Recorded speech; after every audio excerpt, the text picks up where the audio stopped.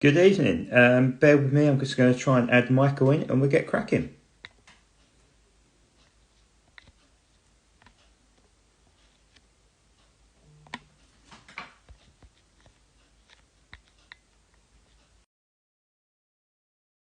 Right, I've invited him again, so hopefully we can add him in. Evening, Andy. Evening, Mitchell. I hope I guess that's Charlie from Night Fright on that. Good evening, Michael. How are you doing? I'm very good, mate. I'm very, very good. So, before we get cracking, just want to say a massive thank you to yourself to agreeing to be on here. We did plan to have David on, but he's got more pressing matters to deal with.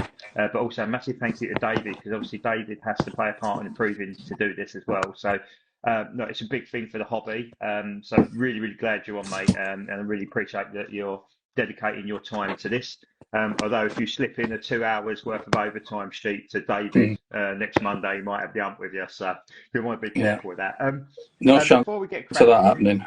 no, no, tight as, but he's not a northerner, so he might be quite generous. But before we get I'm glad, cracking, and we I'm glad you said that.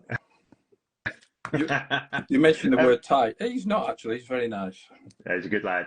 He's a really good lad. So before we get cracking, and I run through the agenda for the night. Obviously, a load of people are on here who know who you are. Obviously, I clearly do. But for those who don't know, do you want to just do a brief description of your role and what you contribute to Corgi? Yeah, I'll try. My title, as was when I first came, is flight specialist, which sort of covers a lot of ills, realistically. But I'm in my 10th year with the company, and I was initially brought in to sort of act as a link between the Corgi and Airfix brands and our collector and enthusiast core, because we weren't really good at linking with people and sharing information. So initially, I set up the blogs. I was part of the online team then. So as a team, we set up the blogs for Airfix and Corgi, and we've posted approaching 700 of those now. But my personal history has been collecting sort of Corgi aviation archive from the very beginning, realistically. Just as you guys, as a collector initially, but my office was strangely above the Corgi Heritage Centre in Haywood, up north here, and the boss at the time, he used to come up, and part of the deal for having a reasonable rent was that I had to give him help and advice on how to market these models and which were good ones to have, because he used to go to shows and stuff like that. So, and then when I left there, but we did sort of commission models and stuff. I left there and set up Flying Tigers, which is still going. It was a proud thing to do that, and I sold it to a friend of mine, Richard Darlin, who's doing it now, and he took it. The one thing I would have liked to have done with the business was to run it from an airfield or an air base, something like that. And Richard's doing that now, so he's got it nicely established at Sywell, and I'm sure if anybody's been there, he's Flying Tigers is in good hands at the moment. So that's it. So joining Airfix and Hornby, obviously, as part of the online team, my history was with those brands. So I just tried to get involved in as many Airfix and Corgi things as I possibly could. And that first manifested itself in writing the catalogue copy and and web page for because I mean enthusiasts have got a hell of a lot of knowledge about these things, and writing it from Wikipedia just doesn't cut it. So you've got to put some of that passion in there as well. So I started doing that, and then that just led me closer to Aviation Archive and actually suggesting projects, because being an avid collector, I knew that if it was something that I'd be interested in having, it's something that the collector base more widely would have been interested in having. So now I'm very much invested in Aviation Archive, heavily invested with. I do all the World War One aviation projects, suggesting and researching and the development, and help David with the rest of the Aviation Archive range. I also manage a group of highly trusted external researchers who've been working with us for many years as well. So I act as the go-between for those guys as well. And if any of you are watching, top men. They've been with us for years. They do know the stuff, and I'm sure I'm going to get a bit of a rough ride tonight, but let's go for it. I think that there's lots of positivity of you doing this, Michael. And I know obviously we spoke about in the practice about actually having you on a bit more often. And I know when I first did it, all of about 3 years ago now, because I think it was during the lockdown part when I had a bald head and a big bushy beard, looked like I had my head on upside down.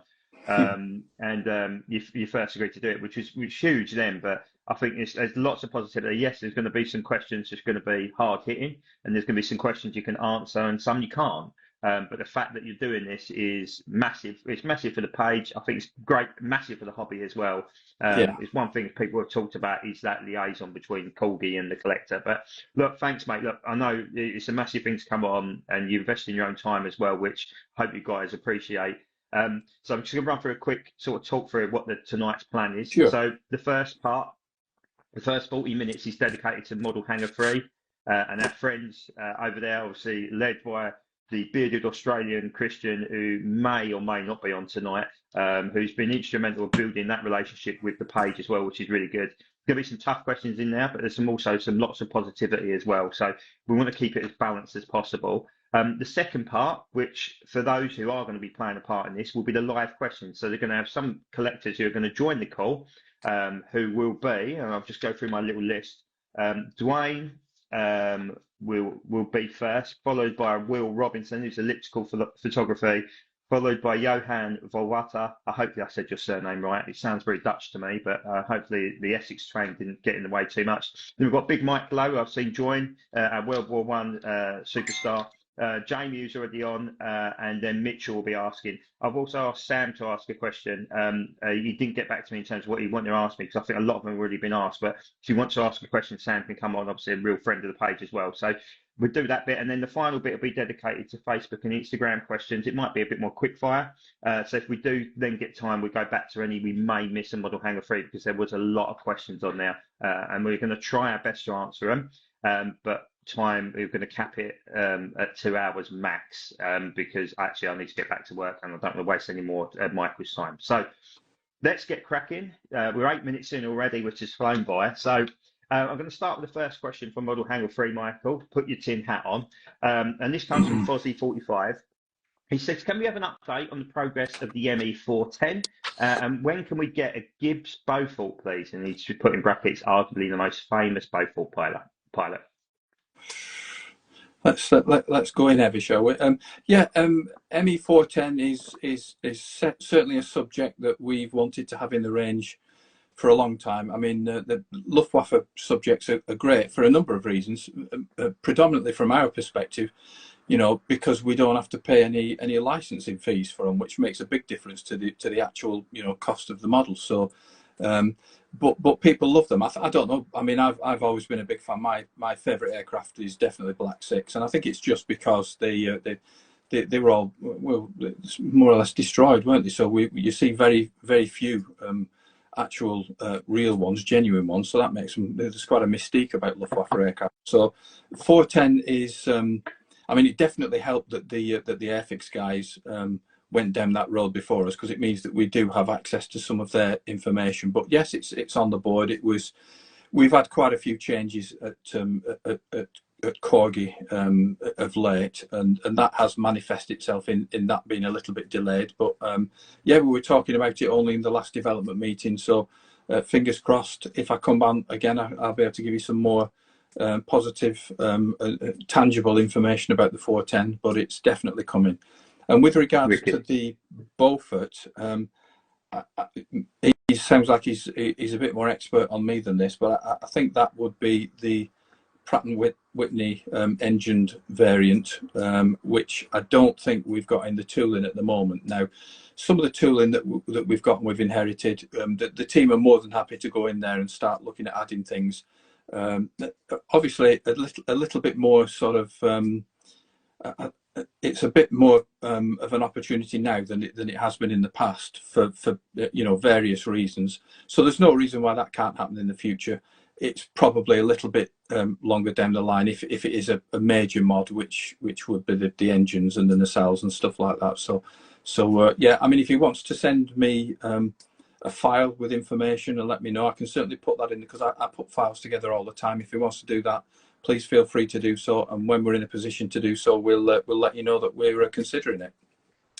Hopefully you'll be watching this, Fozzy, and you can get that file off to Michael and do look into it. So something I'll just quickly add Obviously, we spoke about Sywell and Flying Tigers. Obviously, now sort of like Duxford Reserve Collection almost. One thing missing from the Corgi tool bank, we've got the E, we've got the G. Is the F on the agenda at any point, do you think?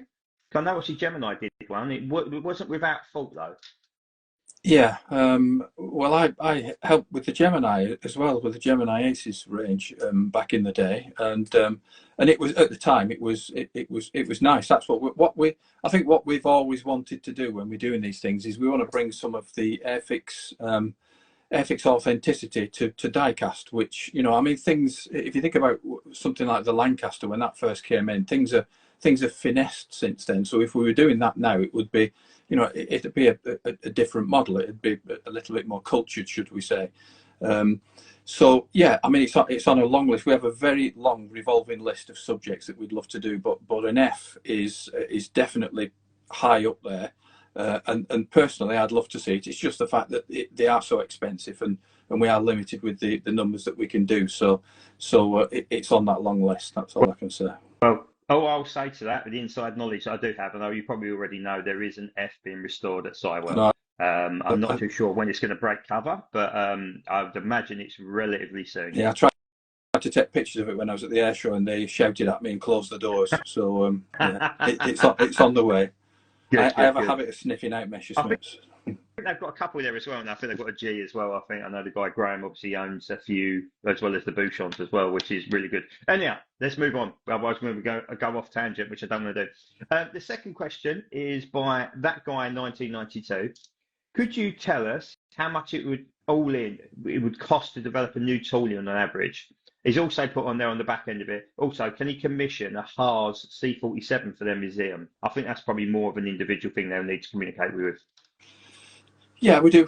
Our development manager, Dan, would be the guy that you need to speak to with regards to that, because premiums are slightly, you know, they run slightly differently, and you're basically dealing direct with the development team. So yeah, it's possible. Just give the guys drop them a line and see what they can do for you. With regards for tooling, there's no such thing as an average, and it would be very much whatever you were asking for. So it's going to be on the size, it's going to be on the company that does it, because of course when we first started, there were probably 20 companies that were all fighting for the business that Corgi were trying to place within with Aviation Archive. That's now down to, you know, significantly less now. I mean, we're talking a handful. So there's less people that are doing it at the moment, and you know, and the costs can change on a weekly basis. You could place a tooling with a factory one week, and it might be increased by £20,000 the time after, and then you have to go into conflab. So it would be difficult to say that it's an unquantifiable thing, but it's damned expensive. I mean, for something of a reasonable size, you're definitely looking around, you know, somewhere between 90 and maybe even £120,000, and Wow. usually the initial quote that comes in, that's just the opening gambit. Then you have to go backwards and forwards and sort of discuss how much work you're going to place with the factory once it's done, and how many releases you're going to get, that sort of stuff, and then that might alter the price a little bit. So it's, you know, and thankfully there are other members of the team that do that. I don't get involved in that because that sounds like it might be extremely stressful. All I do is go to them and say, this would be fantastic to do, and can we do it? And then hopefully they say yes, and we crack on. But no, it's devilishly expensive, and it's really quite technical as well, technical work. Okay. That's the first time we've had numbers really quoted. So, and of course, in a very different society now, sort of post-COVID as well, where everything seems to have doubled, if not quadrupled in price. So, no, thanks for your openness on that. Don't quote me, don't hold me to the figures, because obviously it depends on the size of the model, and it also, I mean, nowadays the process is, as I said, more finessed, which means you can get more detail in there. So that means more work for the tooling manufacturer. So that's where the additional costs come in, and it's just inflation, isn't it? Realistically, you know, if we were to look at a tool produced 20 years ago, it would have been significantly less than now, but. It's just the way things go. I suppose that's why they're more expensive these days. Sorry, I'm rambling. No, I'm trying to keep the. Can't you no, tell that's I'm fine. trying to That's keep the fine. number of That's questions fine, mate. down It's, so that look, you don't get it's to the difficult insightful. ones? Look, Hmm. that's exactly it. Just playing for time. I am, yeah, definitely. I was going to do the Battle of Britain movie quote then, and it's running out, but I thought, oh, so I had to throw it in there. Sorry. Anyhow, on to the third I'll do question. the Basil Fawlty and go down with a war wound in a bit. So we'll wait till we get to a really difficult question. So the next one is from Buccaneer, who's a regular contributor on MH3. He said, "Are Corgi happy with what they turn out? Could there also not be a pause between announcing a new model or mould until the pre-production model is released?" Which I think is a really good point. He's also said, also, can Corgi not ask more of some experts to help with this process? The bridge fits in there, if that makes sense. That's a difficult one because obviously we think we do pretty well with this job, but it's not an easy job, and there are so many areas where potentially you could have problems. And we have a research group that we're extremely happy with. These guys are extremely knowledgeable. They probably know more about Aviation Archive than most of us have forgotten. And they each have their own area of expertise. And I would, I'd trust them with my life, to be honest. They're absolutely fantastic fellas. And at the outset of every single project, what we want is to produce the very best model that we can possibly do. That's, you wouldn't expect us to say anything other than that. And we just want the wow factor. When you open your box, we don't want you to be thinking, how much does that cost or whatever. We want you to just think, wow, as a collector, if you open your box and you just think that's fantastic, we're happy as sandboys, and then we get on with the rest of our life. And that's how we attack every single project. So, there are a lot of things that obviously I can't speak about in this particular forum, but and there are areas where things can go wrong. The key thing that we have to do is, if anything does go wrong, we have to learn from it, make sure it never happens again. And you can be damn sure with this industry that something will crop up that you've never even envisaged before. But you just have to make sure that the first time it crops up is the last time it crops up. And yeah, we are happy with what we turn out because, as I say, in every single case, we want to produce models that you guys are delighted with and happy to. Oh, I hope that's not somebody giving me grief. They're probably saying I'm sweating already, but yeah. So Yes, so you are. that's the truth of the matter is that we are happy with what we turn out, and we strive to make sure that we turn out the best models that we can possibly do, and that'll never change. Lovely. Thanks, mate. Thanks for answering that. So on to the fourth question, and it's from a member called Paul NV. Could you give an insight into what market research is done and what factors are considered into deciding which new aviation archive mould to commission? Also, what was the deciding factor in choosing an ME410 instead of something like an SM79? Also, how do you decide a production run size? So obviously 3 elements in that question. Yeah. I mean, from my perspective, I go to great lengths to find models that have got interesting stories behind them. There's no point in the old days that Corgi would release a Spitfire and it'd sell out, so they'd release another Spitfire, and it wouldn't matter what scheme it was just another Spitfire, and that makes me go cold. That's to me that's exactly the opposite of what we should be doing. So I try and choose subjects that have got a nice story behind it that people can engage with, because when they read the story and think, well, that's interesting, I'm going to get that, it gives the model a bit of personality. It's not just another model, it's actually something with a story behind it that you can tell people. So from a market research perspective, I think it's the joint level of experience that we've got. I mean, as I say, I've been in Aviation Archive since day one. The majority of the guys in the team of the external research team, they're similar. So there's a vast knowledge, and we're all aviation nutters basically. But I think there's a difference between a model that would look good in Diecast and a model that would sell well in Diecast. So there's another side to that story in that it's a business, and at the end of the day, the business has to be placated, because if we make a suggestion for something that's a bit too left field and it doesn't provide a return for the business in a quick enough time, well, we could be in trouble with that, and that may deter other suggestions being followed through in the future. So you've got to be really careful. And I think with with all this, people should ask themselves, and I'm sure they do. Most collectors, even though they ask quite searching questions, are really pragmatic people. And if they get the model and they like it, they put it in the cabinet and they move on to the next one. But if it was a project that you would be prepared to put £100,000 of your money on, in the surety that you were going to return your investment in a short space of time, well, it's probably the right thing to do. If it's something that you couldn't be sure about that, well, realistically, you shouldn't expect us to do it, because certain people will be in the firing line, that being the case. Now, as far as an SM79 is concerned, I mean, that's always on that revolving list that we're talking about. And it would look absolutely spectacular in diecast. But if you did a straw poll of the people watching this, and people who even call themselves aviation enthusiasts, and asked them what that was, a lot of them wouldn't know. So that's why something like a 410 would probably appear higher on that list than that. And it's also about research material as well, and scanning and that sort of data. It's you would have to be certain that you'd got the information that you needed to make an accurate tool that was up to modern standards. That also is in the question as well. And then even if we have that decision, and between us we all decide the SM79 is the one to go for, David has to put a proposal together that's got at least sort of 10 separate releases on that. He has to go to the money men and he has to convince them to let him have the money, and it's not easy.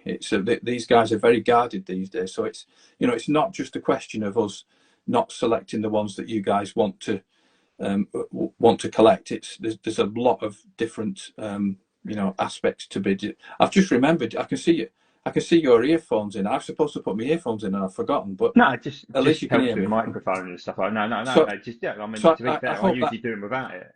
I hope that answers the question. Run sizes is a bit more.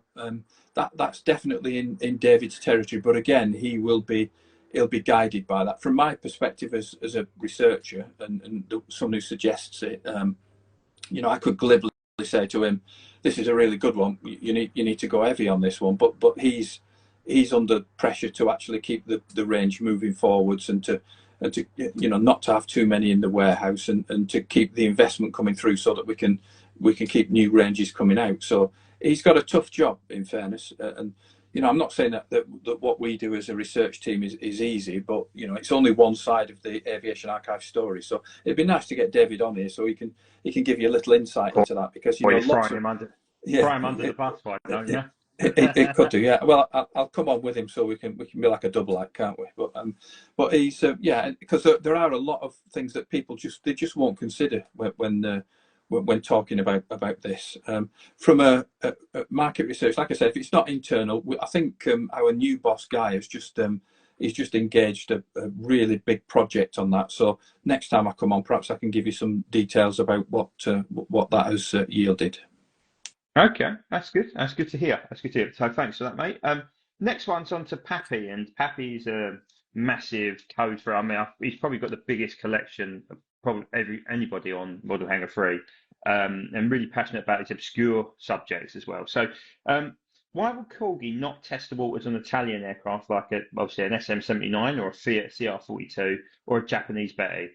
He's also added, we really hate the stands used for the P40B. Why not revert to the old style hole in the belly? Right. Well, all the ones that Pappy wants, I would love to have in the range. And as we've said with the SM79, it'd look fantastic. I mean, CR42 gets mentioned regularly, and it's always up near the top, but it's always undone by something else. Because if you think about the legacy of Aviation Archive, there are some certain subjects that you would say, as a group now, if everybody was on, we'd probably come up with a list of maybe 5 or 6 that everybody would say they're definitely Aviation Archive subjects, and we've got to get them in there. But unfortunately, CR42 and SM79 wouldn't be in that group, I don't think. And although they're floating around towards the higher levels of that list, they never quite make it to the top. I mean, the colours on them and the presentation are absolutely beautiful. I mean, talk about decorating airplanes with style. Well, the Italians definitely did that, and they would that fantastic. pose a problem in production, though?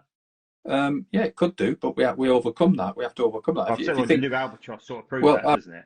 I was going to say that was we've done some really quite technically advanced things with the World War One decoration. If you remember a while back, we did a Fokker D7 with the 7 Swabians on, and that was really difficult to do. And you know, within the group, we've all decided that we think this latest Albatross is probably the most challenging decoration that we've asked the factory to do. But you know, it's right that we challenge them. That we shouldn't have intricate details that we don't pass on to them because we're afraid that they won't be able to do it. We have to you know, challenge the technology and make sure it's moving in the right direction, and that's exactly what we do. It's a fantastic point about the stand, and these are the things that when we have these meetings, that's the sort of stuff that that I definitely need to be taking back to the development team, and I will certainly do that. So that's a fantastic point, and one that I will definitely raise within the team when I get back. Yes, we'd like to have a Betty as well, but would you rather have a Betty, or would you rather have I don't know, a B-29 or a Hamden? Yes. You know, it's Not yeah. a Condor though. Just don't mention the bleeding Condor. Loads of people want the Condor. Do you not fancy a Condor? Look, what would you do? How many schemes you can knock out of a Condor though? In all Oh, fairness, you can do a civil one. You can do. You stole my thunder now. That was going to be the new tooling exclusive I was going to give you. Oh, blooming heck. No, B-29 any day of the week. Give us a B-29. That's what we want. No, that's brilliant. Thanks, mate. Obviously, we keep moving. This one's quite a sort of, I could sort of answer this as better. So, Lolnat has asked Corgi HOB, or I think he's now HOM, isn't he? Or now, I don't know, one of the two. He is. Or David. He is. He's Hom now. He's Hom. Yeah. He's Hom now. He's changed his name. The artist formerly known as Hob is now Hom. Where has he disappeared to? I mean, obviously, don't want to speak too much on his behalf, but is there a particular reason he sort of disappeared slightly? Yeah, it's like I said before, we've had quite a few changes within the Corgi team, and he's become a dad for the first time. So there you go. He's covered in sick and not getting any sleep. So that's where he's gone. No, that's good. That's good. And I mean, we all send our congratulations to David and Mrs. David, or Mrs. Maverick, she's more commonly known, and the little one. Obviously, that, as we know, there is life outside Diecast, believe it or not. I think, though, just from my point of view, just to sort of chirp in, and I'm sure everyone will agree, it's a better place having that communication. But I can understand why he'd want to, I wouldn't say run and hide, I don't think that's the right way to put it, but to not go on there, because sometimes some of the things are a bit unnecessary, and that's a bit, I guess, you've got to be quite thick-skinned about. Yeah. But he certainly, for me, it was a massive move seeing him on there and liaising with people and talking to people. I think it really got people's juices flowing. But again, something like this with him on there as well, you know, would be amazing to have. So look, I mean, it's entirely up to David. Neither of us should tell him what to do, should we? So it's entirely up to him. But I mean, from my point of view, it's great to see him doing stuff like that, and I'd like to see more. But that's my part on that. Well, it's I mean, David's a great presenter of the ranges. I mean, I hope people sort of agree with that, because you know, it's nice to have somebody with that confidence and that level of presenting skills. I think I'd be tongue-tied. I mean, I'd be all right with aeroplanes, but when we start looking at blooming Star Trek and Wallace and Gromit, I'd be snookered. But you know, he's got a great knowledge of all these things, and I think it's really nice that we do those videos now for people, so they can refer back to them, you know, on a sort of 3 times a year with the Corgi range. But when you go on to forums, I used to do it when I ran Flying Tigers and things like that. You know, you get some people who just, you know, they just want to press your buttons, and they want to get a response from you. And in fairness, we're a small team. We work ridiculously long hours, and there's just, you know, you just don't want to get involved in that. So what we do, we'll look at things, and if somebody comes in with with Pappy's point there about the stand for the P40, that's gold dust. That really is good. So that's really positive things that we can take back and we can try and improve, and we'll note things like that. It's just the fact that, you know, if you start engaging with people, although people would love it, it can end up, you know, overtaking you his spare time. And certainly from David's perspective, as a new dad, I'm sure his missus wouldn't be best pleased with that. So, No, but we of do course. look, and we do value your opinion. So don't think that we're not looking and we don't care. And a lot of the things that you mentioned, we will take into development meetings and an action. So you know, so it's a community that we definitely part of. It's just that sometimes we're a little bit like silent partners, realistically. Lovely, thanks, mate. So on to question number 7, and this one's from Eagle Flyer. Any rumour to 148 F-16? If not, why is that? Uh, I don't know. What can I say? I mean, you're definitely going to slip me up at some stage, aren't you? Yes, we would love to have one. Yes, it would look spectacular in 148 scale. Yes, I wish I had £1 for everybody that came up to me at RIAT this year when we were doing the announcement and said it's definitely a 148 scale F-16. I'd be a rich man. It's yeah, we'd love to do it. It's on that long list. That's all I can say. It's there's no you know, there's no hiding the fact that we have looked into it, and it's certainly one that we would like to do. It's all a question of timing and investment and other projects, realistically. But it's not beyond the realms of fantasy. You're going to hear that a few times tonight. Well, I might have played a part in that F-16 rumour because I predicted that would be the case with the REACT lineup, and I guess people might have thought I'd had inside information, which I didn't, clearly. So I may have played a little role in that. But I mean, look, it was just we're talking about going, you know, talk about international appeal. I don't know how many countries operate it. It's just for me, it's a really solid choice of model. Yeah. Especially in that scale as well with what you've done with the 148 stuff. But I'll leave it at that because we obviously want to keep cracking on. Well, look, Thank you there's a lot again. there's a lot of differences between, you know, the various marks, because it's been in service for 40 years, hasn't it? So I mean, there's an awful lot that you'd have to do. And in fairness, it is you know, it's quite a deviation from the current 148 scale British post-war jet range. So it would be quite a deviation. But again, if it's something that you guys think would be a good subject, chances are that it's been discussed, and there's every chance it could happen. It just keep us in business for the next 20 years, and we'll all the things that you want, you'll get. You know, it's up to you guys. It's not up to me. Well, there's a question from, I believe, Gary further down the line, which might tie into that. So I'll leave it with that. But we move on to Carlo 4, who's asked, is there any more 172 English Electric Lightning releases, or is it now all going to be 148? Also, any more Sterlings and Halifaxes to come?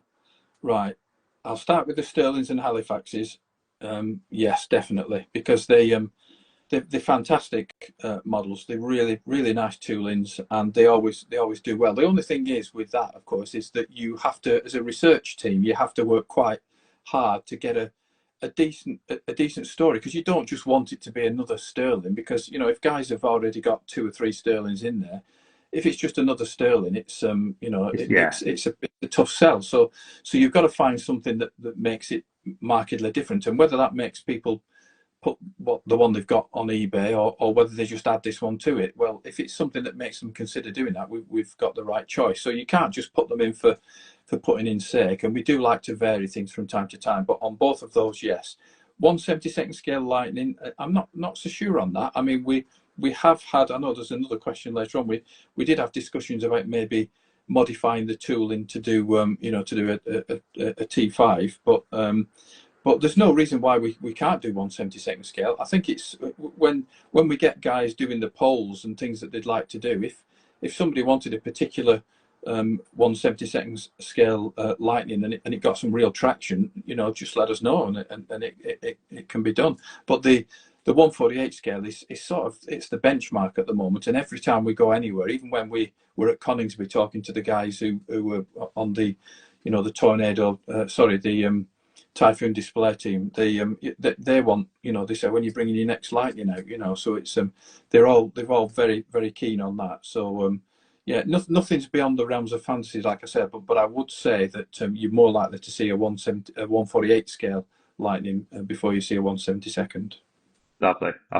And that's a magnificent model. Something I said I'd never get and ended up getting. So moving on to Bluefin, a very good question, and I'm sure I probably know the answers already. So Still about single engine fighters. Any plan to improve upon the P-51B or C, the Corsair, the Zero, the P-40E, and Spitfire 5. Also, surely there is a demand for a Wildcat or Martlet to join the range. Yeah, on every single one of those, we've either been working on, we've they've advanced to really far down the development stage, or we're currently considering. So on all those fronts, definitely under consideration.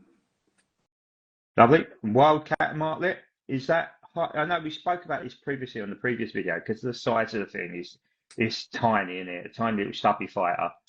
Do you think logically you could market that at the new prices, which obviously Hornby have raised sort of the RRP to? Yeah, well, see these are some of the questions you sort of coming round to maybe our way of thinking now, because who's I can't say confirm or deny, but who's to say that that's not already, that those discussions haven't not already happened. But it would definitely be down to the cost of the tooling and the resultant RRP, I suppose, of the model itself, and also the fact that whether we think it would have that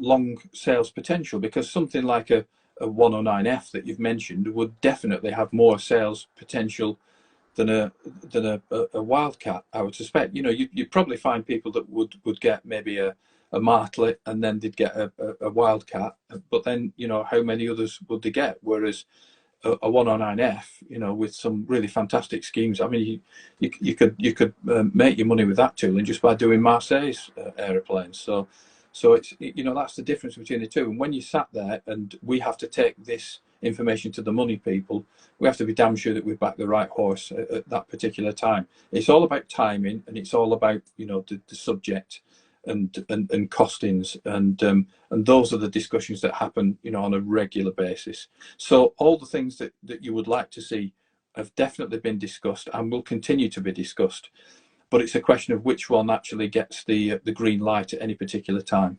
So I'm not trying to fudge the issue, but if you guys would like it in your collection, chances are we've either looked at it, we've either developed it to a certain level and then decided not to progress, or it's potentially happening in the future. So that's got to be a positive thing, surely. It means that we're considering all the things that you guys are looking at.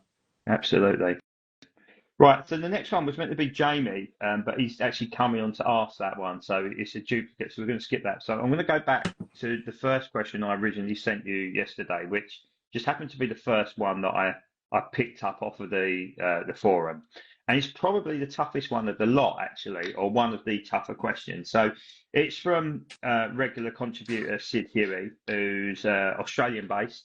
So right now, the Hornby SWAT team are probably honing in with red dots on his house. So I'll read it out, and you might want to put your tin hat on for this one, but I guess this is the purpose of doing something like this. So he just said, the Royal Australian Air Force Canberra was the wrong colours despite access on correct colours, including Australian and British specs.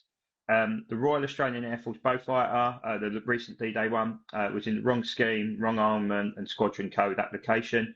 In terms of the colour, because the question was, would it be green and grey or whatever the combination was? So I apologise. Sorry, it was temperate sea scheme, wasn't it? I think. It was QC issues, obviously, on the P-51 drop tank, which we know about. He's also said we continue to use old parts and incorrect parts on aircraft, such as incorrect gun packs on the B-25 and an incorrect gondola on the Ju-88, the most recent one. How can Corgi get schemes so wrong when the information is readily available, already given by people assisting the research, etc.? Sorry, a lot to take in. No, it's a difficult one. I mean, the first thing that I will say is that we probably don't cater for our Australian collectors as much as we should do, because they've always been really staunch supporters of the Aviation Archive range, and we still have a big collector base down there. And we, that's why we tried to do a few things that were in there. We wanted to do something for the centenary itself, but unfortunately we lost our dear development manager, Daryl, at the time, and it just it knocked everybody for six and just took us a while to recover from that. But with regards to the Canberra, we engaged the services of a guy who is he's a Canberra expert, and he's written books about it. He's a published researcher. He's thankfully he's local to me, so I didn't have to go traveling the country. And he runs a modelling special interest group, and he helped us with that. And he was instrumental in getting that, and he was quite happy with it. And he put some details on that we thought were absolutely spot on. Obviously, they would have used American bombs. We don't have American bombs in the tooling, so we couldn't do that. And there were other things. Doing this job, there's obviously things that I can't say, but there's so many areas that potentially could cause you problems, and if they do, you just have to eradicate them to make sure it doesn't happen again. And that's what's happened with these. There's no point pointing fingers and blaming people and stuff like that. All that you have to say is that you need to improve, and you need not for it to happen again. And that's exactly what we do with these things. So we don't, we don't make mistakes on purpose. And as a research team, we're absolutely determined to make sure that we get everything right. But we're not the only people that are involved in this process, and things can happen. And I'm not saying that this was the case, and I'm not casting any aspersions, but the very industrious and clever people who are producing these in a factory, they've never seen a Canberra, so they rely on the information that we provide them, and if we provide them with too much information, should I say, it might even be a case of just a misinterpretation of that information that causes the problem. I mean, in the case of the P-51, the ridiculous scenario with that was because there was only one drop tank shown on the artwork. The factory just followed it verbatim, even though everybody knows that you have two drop tanks, unless it's just about to go into combat, and you catch it when one's gone and the other one's just about to go. So, but mistakes, everybody makes mistakes, everybody's human. We try and eradicate as many of the mistakes, and when they happen, you've got to make sure that you learn from it.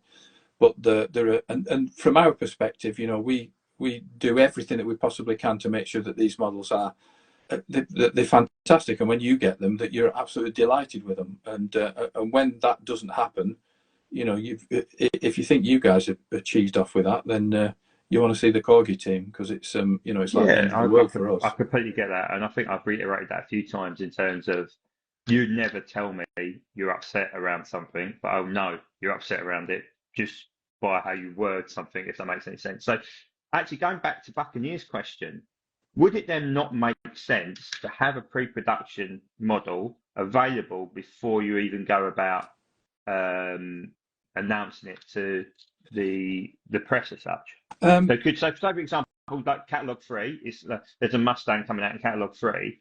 By Catalog 1, that pre-production model is on your desk, and you are over it before it even releases. So like almost 2 catalogs ahead. Yeah, no, you're right. That would be great if if Corgi was being run autonomously and it had more development capital available. Perhaps that would be the case. But what we tried to do of late is, because we've not had the capital investment into new tooling that we've maybe had in the past, and things were a little bit thinner on the ground, we took the decision that we were going to share information with you guys a little bit more early. So even when we had just started a project, or even when we were at the stage where we'd only just had the prototype model, we decided that we were going to share that information with you guys, just to show that so that you could see. Because if we hadn't been doing that, we'd be having this meeting now, and you guys would be, some of the questions would be saying, well, why are you not? Why is there no new toolings? Why are you not? Why have you not done anything new for a while? Where's this and where's that? And it's a difficult situation that you're trying to, you try and placate as many people as possible. At this moment in time, that's the way that we thought was the best way to go ahead. So until that changes, we'll probably do it that way. The production of sample models and doing that sort of thing is horrendously expensive. So the design and development team will always try and make sure that they can get that work done in few stages as possible, because it makes a big difference. And ultimately, if we persist in needing additional models, it will push the price of the model up. And everything that we do is trying to avoid increasing prices, because we know you guys like to collect multiple models, and they can be expensive. So if we can try and keep a cap on that, we possibly can. But I mean, the industry itself is, the prices are increasing all the time, and it's tough. It really is tough. But we try and do it the best way possible. And honestly, if anybody thinks that we take this lightly and that we cut corners and we're a bit slapdash, you're massively mistaken. Okie doke. No, that's brilliant. Thank you. I'm going to ask a couple more questions to Model Hanger 3, and then we'll move on to the live questions.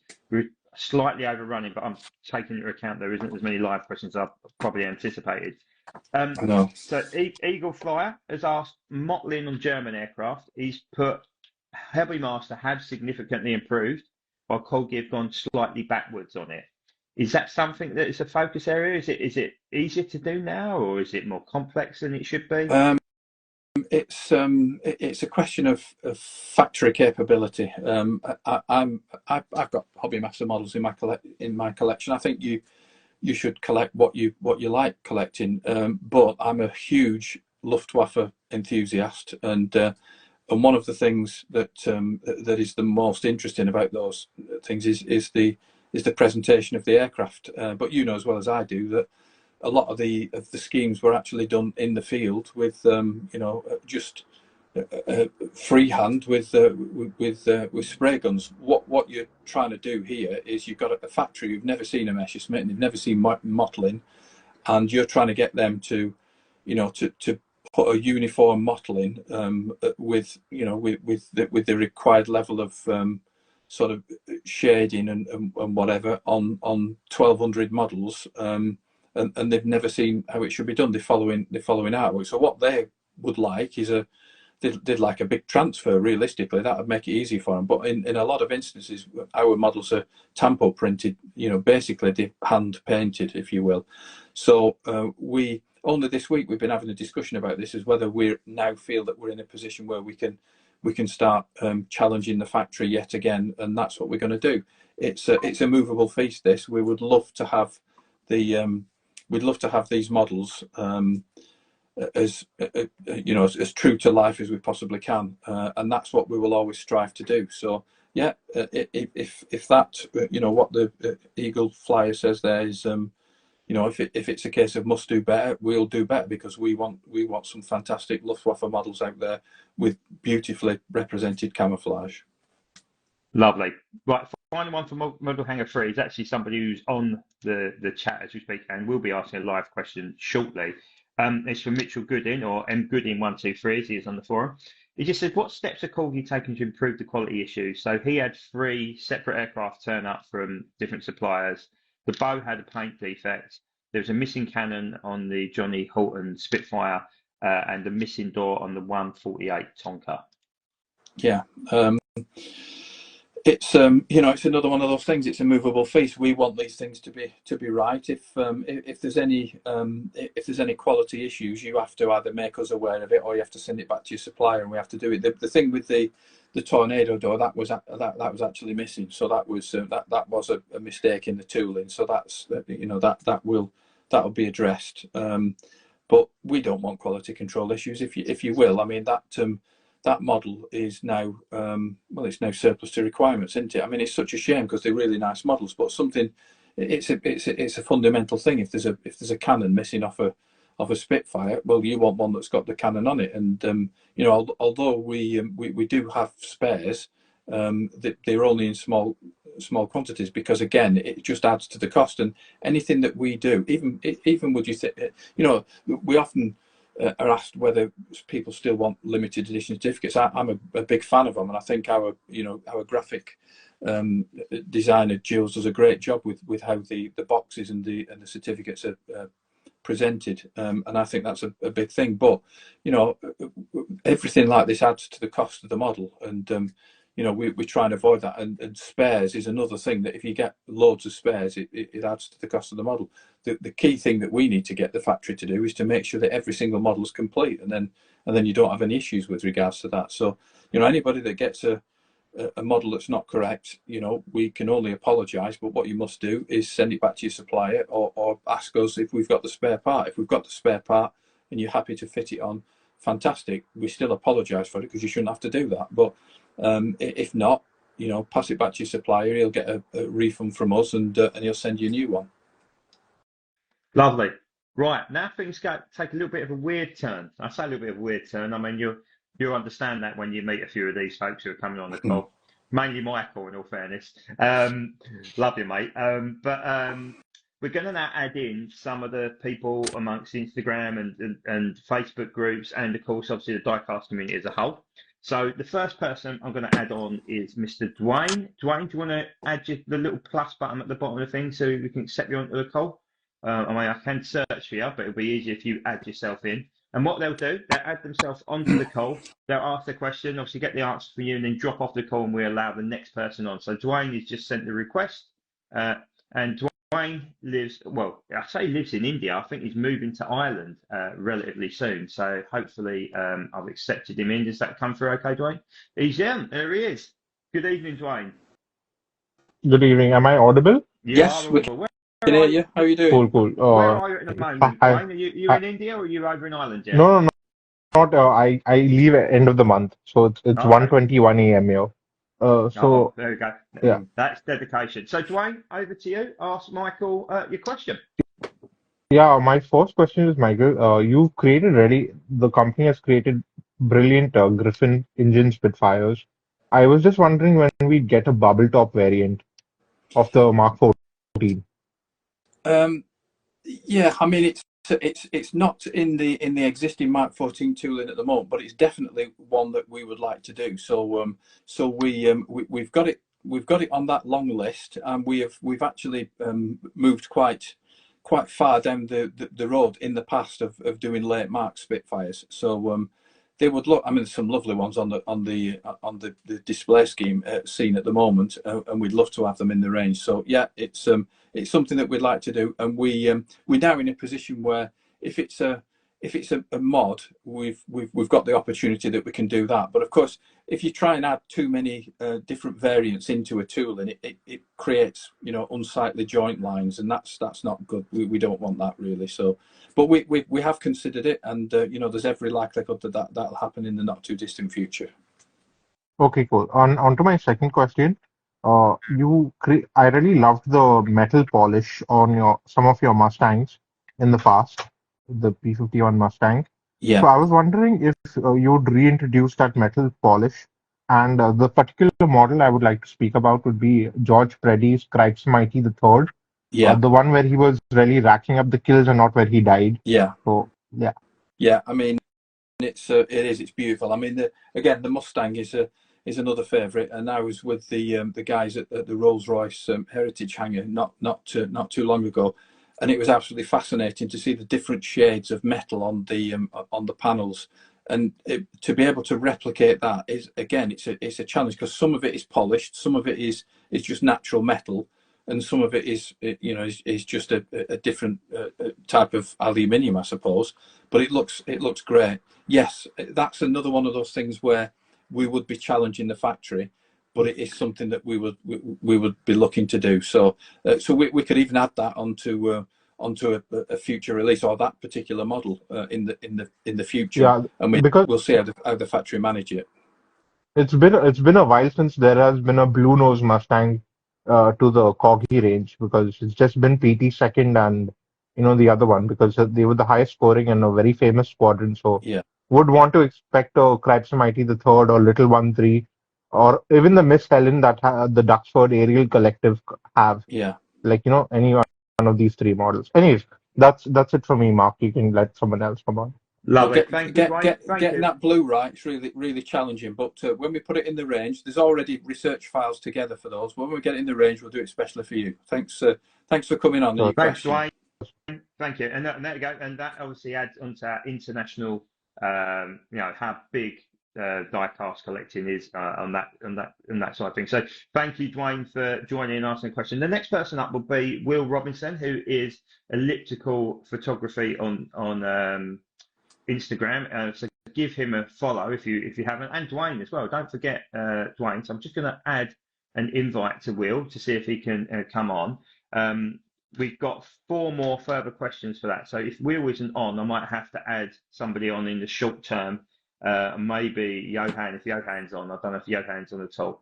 But all the best, Dwayne. Good night, mate. Obviously staying up into the small hours in Mumbai. But he's moving over this way, so it's another prospective customer for Corgi. He'll be spending a lot of money. Don't you worry about it. I don't know if Will's on. He hasn't joined. So I'm going to try and see if I can add Johan. It's going well, isn't it? Well, one was a good start. It's a nice break. This I can take my 10 hat off, can't I? I'm running out of water though. Right. In which case, I'm going to add Michael because I know Michael's on. He is a stalwart of this page. There he is. I've just got him on there to add now. Bear with me. So Michael Lowe is our World War One aviation expert. Here he is. Good evening, darling. Good evening, Michael. So Michael, meet Michael. Michael, ask your question to Michael. It's not a mouthful. Oh, yeah. I think you got your finger over the microphone, Mike. Can you hear me? That's better. Yeah, we can now. Cool. Right. Well, first of all, what I want to say is, as a World War One collector, I never thought in a million years I'd ever get a Bristol fighter, and I never even expected it to be half as good as it was when it came out of the box. You talk about the wow factor, amazing. You know, I know you've released 3. I've got 3 of each. So I've got God bless you. So fantastic. Anyway, my question is, on the back of that, are there any plans for Corgi to release another 2-seater World War One model, something like a DH4 or an LVG or a Roland or a Breguet 14? Especially the DH4, I can think of a dozen different schemes that could go for it. An American one, Paris Conference one, day bomber, night bomber. Yeah, I mean it's really kind of you to say that about the Bristol fighter because that was my project. I challenged the Corgi development manager at the time. He said, you know, I want to do a statement model. What do you think we should do? And I said, do a Bristol fighter because all those before him had looked into it and decided it was too challenging, you know. And he took it on and he's done a beautiful job. It's absolutely fantastic. And they're really popular. I mean, funnily enough, America used to be the home for our for our World War One models. They used to take them in vast quantities. They absolutely loved them, you know. And the American market seems to be, you know, a little bit sort of in reverse at the moment. But yeah, I mean, it's another one of those things whereby I keep getting things. It must be there'll be people sending me silly messages saying I look like I've lost my mind or something. But yeah, it's.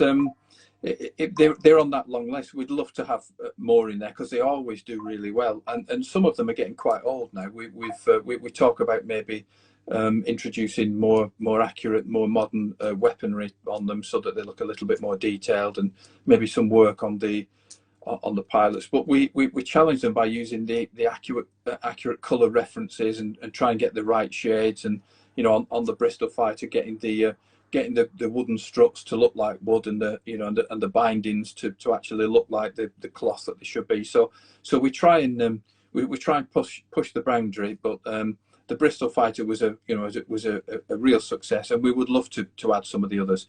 The only thing I will say to you is you mentioned you've got some really good schemes for the DH4. If you could send those to me and I could start putting a research file together.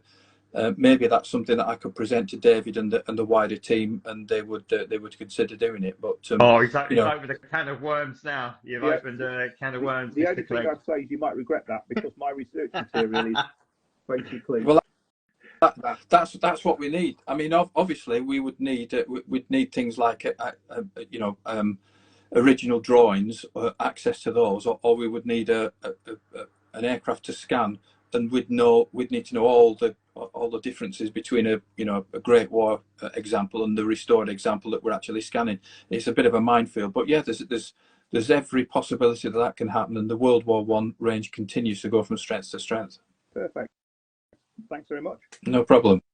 And thanks for sticking with us. You're like me. I get multiples as well, but hopefully the missus isn't listening. Brilliant. Thank you, Michael. Low, that is. We talk about people who are knowledgeable in their field, and I'm sure all of us on the page will agree with Michael's knowledge on World War One is almost sickening in its detail. It's absolutely fantastic. There's not nothing he doesn't know. Well, he's like my ex-wife. He knows everything. I know where to come when I'm struggling now. Then he's definitely. He's your man. Absolutely your man. But thank you, Michael Lowe. Really appreciate it, mate. If you're all right, thank you. Thanks a lot. Nice to meet you. Yeah, perfect. Thanks, buddy. So I'm going to add Johan. Johan has just joined. So Johan, I'm just about to send you an invite. Sorry, to add to the call. Bear with me because I've got to find the underscore on my thing. There we go. I'm going to press invite now. So hopefully you'll see a little plus sign come up at the bottom of your page if you can accept that and come on and ask Michael your question. Hopefully it comes on. He's certainly watching. He declined. Oh, he doesn't want to come on then. So looks like I might have to ask Johan's question a little bit later. Jamie, if you're still on, I don't know if you can add a request to join the call. So we can add your question added on. Hold up, I can send an invite myself. Okay, he said we can't come. Good evening, we can't come. Okay, fair enough. Okay, he's in bed, so that's probably best he doesn't join the call. So Jamie, good evening, Jamie. Evening, gents. How are you doing? I'm not Jamie, too bad. fire What away, about yourself? No, it's great to see you actually put a face to a name because you talk to you all literally you talk about well that is the absolute minimum to join these videos. You must have a beard, including putting ours to shame though, isn't he? This is a proper one. But it's all grey though. It's all grey. Mike, fire away, mate. Two questions really. 190 Dora. When's it happening?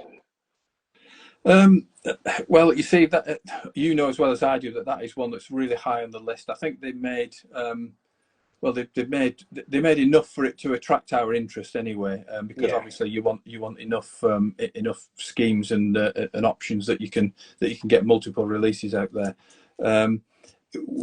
If I was to say to you, I mean, obviously as collectors yourselves, there would be a list if you were in my position that you would a research file of things that you would introduce every time we were talking about new tooling opportunities, and the Dora is definitely in there. So we're talking about just how popular Luftwaffe subjects are. That's right at the top. Just of the list. bump it up to number one. It's fine.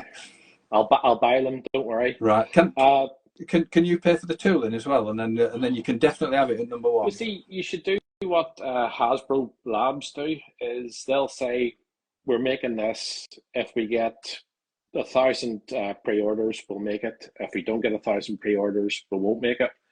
So for the people who want a Condor or a SM79, say there'll be 3 pre-orders for the Condor. If we get 1,000 orders from the same guy, you pre-order it. If we get 1,000 orders, your pre-order becomes an order. We'll make it. If not, see you on the next one. Yeah, it's a good idea. It's something that needs to be discussed. Hasbro do that with like $300 lightsabers. We'll say this is Luke Skywalker's lightsaber. If we get 1,000 pre-orders, we'll make it. If we don't make it. And then they move on to the next one.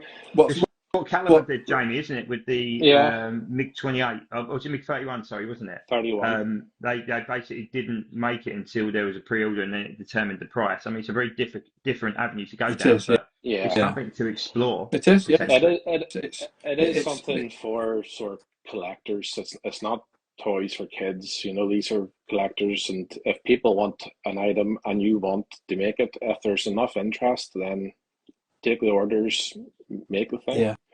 That's a good idea. And a 172 B29 as well. I was going to say, what scale do you want it in? Well, 172 Dora, Barkhorn or Dodderman, have those, or you could do a Barkhorn 109 because you've never done one of those. Yeah. The 172, you've only done a 132 scale one. The second question. Sorry. It's made it onto Sky News. Sky News coming on. The second question was 100th bomb group B-17. You know, Yeah, you're printing money if you make that. You can do a split scheme, one with olive drab, one with an aluminium finish.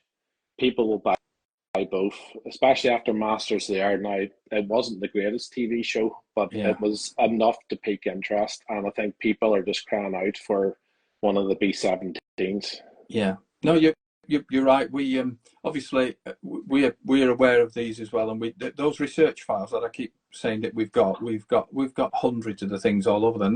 That's definitely in there. The problem that we've got with that is, of course, we have to choose a particular point in time and a particular presentation of the aircraft that we want to do. So we have to get that research spot on. So that's the sort of stage that we're at the moment. So yeah, you're absolutely right. Both those would be Regensburg raid. That would be the one. Yeah, and that so we have to make sure, because of course, I mean, we've got they were involved in in fighting a war then, and so getting actual war authentic wartime pictures. Yeah. At any particular time is difficult, and if you can go right the way through. I mean, we had this situation with the Newhouse Lysander that we've just done with because there's one or two profiles of it with the D-Day stripes on it, but very few actual pictures. And we cogitated on that for a long time before pressing the button, and then we did it. And then we got somebody, a Lysander expert, who got in touch with, who knew the Newhouse family, and apparently he was an avid photographer, and so he used to take pictures. And we've got a beautiful picture of him leaning against that particular aeroplane, and it is absolutely spot on as to how we've represented it. So that's the sort of stuff. I mean, you want that information to come before you've produced the model and not after it, and showing that there's a difference. But I'm sure there's a 100th Bomb Group Facebook page or something you could tap into and see if they have any information regarding colour and what have you from the time period. Yeah. No, you're spot on. We're all over that. We desperately do want to do that, and I'm sure that we will get that out to you in the very near future. Yes, do 109 or sorry 190 Dora 100 Bomb Group B-17. Everything that you've said, I want in my collection. So good. Chances are we're on the same page then. Without a doubt. Yeah. Just say to David, forget about Star Trek, forget about Wallace and Gromit.